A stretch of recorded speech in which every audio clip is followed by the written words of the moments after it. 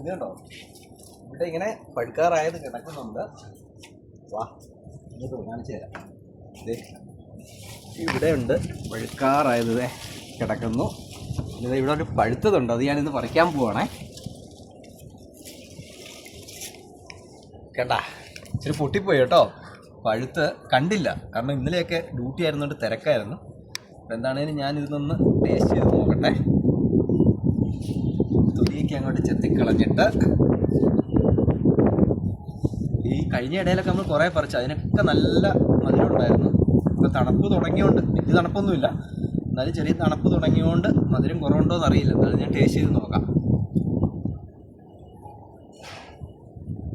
മധുരമുണ്ട് കേട്ടോ.